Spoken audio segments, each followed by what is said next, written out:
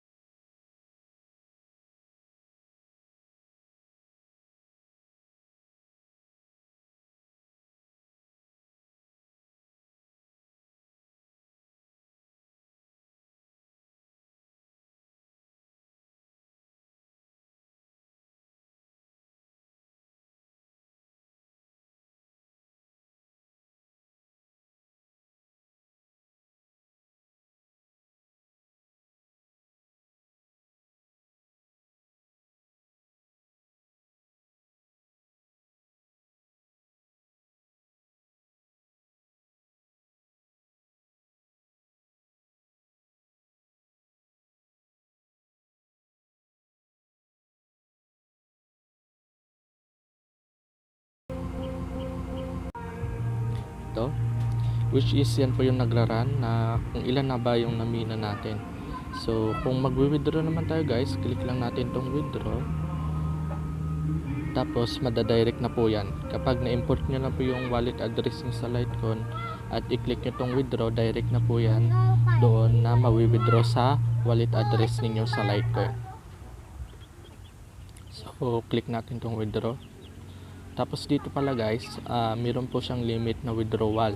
So sa isang araw, pwede ka lang mag-withdraw ng isang beses.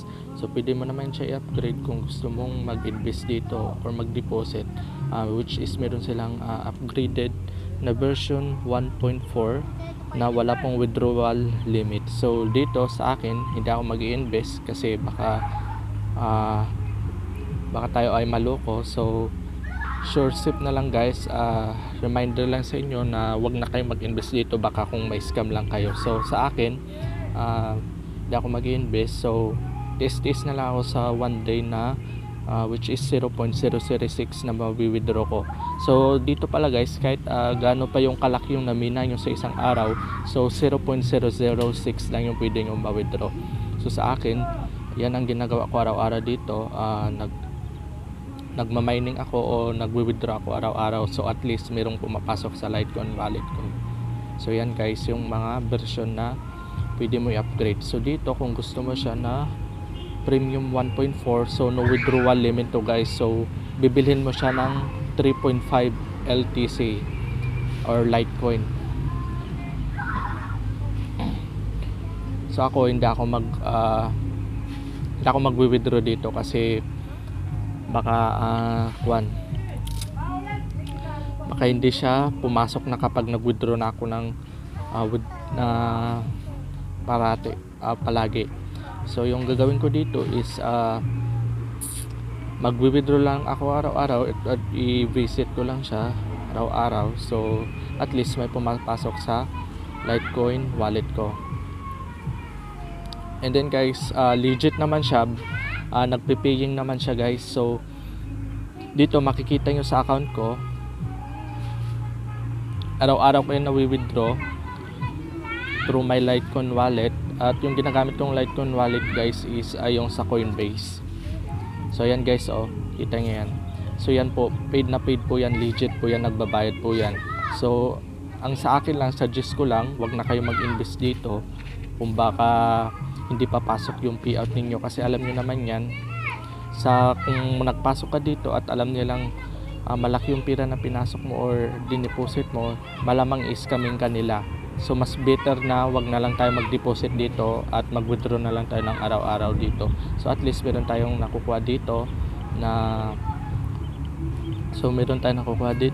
Litecoin. So araw-araw nyo lang i-visit guys, tapos i-withdraw nyo lang. So 0.0006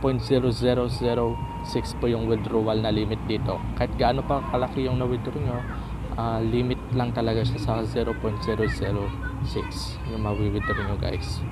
So legit siya guys, paying talaga to. Yan po guys. So suggest ko lang wag kayo mag-invest dito, mag-deposit, baka may scam po tayo dito. So disclaimer lang din guys, hindi pa ako financial advisor, hindi pa ako expert dyan. So do your own research na rin guys. Wag na wag po kayo mag-invest dito, baka may scam lang kayo dito guys. Pero legit naman siya, paying pa rin guys. So withdrawal dito, status paid po yan, lahat po yan, pumasok po yan sa Coinbase account ko po guys. So yun lang guys, good day guys, God bless and happy mining.